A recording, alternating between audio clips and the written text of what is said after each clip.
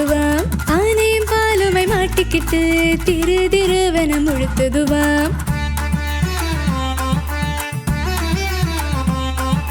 திருட்டு பூனைக்கு என் பெண்ணை திருமணம் செய்து தரமாட்டேன்.